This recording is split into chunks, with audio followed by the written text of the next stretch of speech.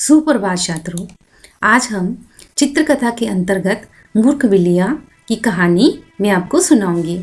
चित्रकथा क्या होता है? चित्रकथा होता है जिसमें बहुत सारे चित्र दिए गए होते हैं, तो उसके माध्यम से हम कहानी बनाते हैं।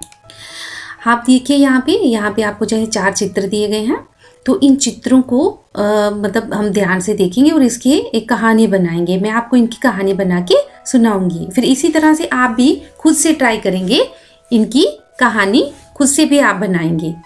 तो सबसे पहले चित्र में देखेंगे, यहाँ पे क्या है, 2 बिल्लियाँ हैं। ये 2 बिल्लियाँ जो है ना आपस में बहुत अच्छी दोस्त होती हैं, बहुत अच्छी फ्रेंड होती हैं। तो इनको क्या है, एक ना रोटी मिलती है ना।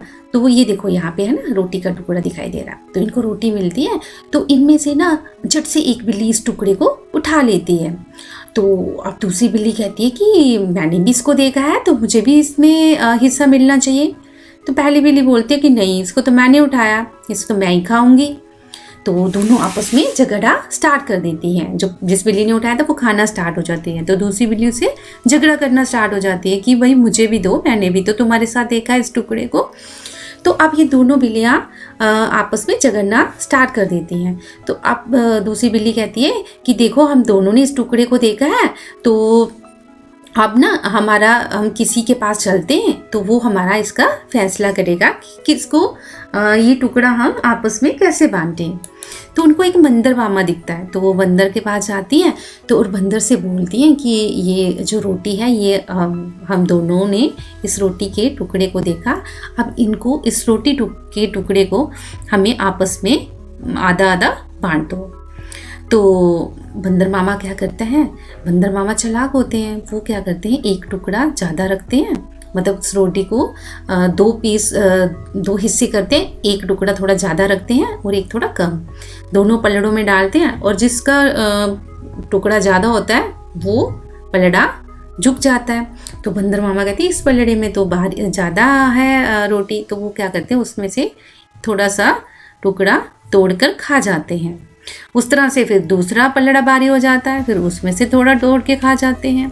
इसी तरह से करते करते बंदर मामा जो हैं वो रोटी का जो सारा टुकड़ा, जो जितना भी रोटी का पीस होता है वो सारा ही खा जाते हैं। और जो मूर्ख बिल्लियाँ होती हैं ये देखती रह जाती हैं।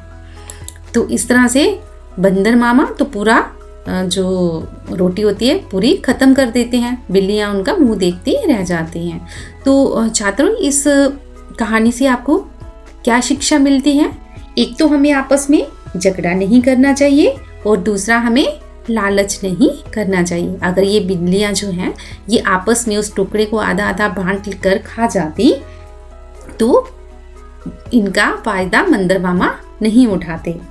तो आपने ये हमेशा इस कहानी से आपने ये सीखना है कि हमें लालच नहीं करना चाहिए और झगड़ा भी नहीं करना चाहिए।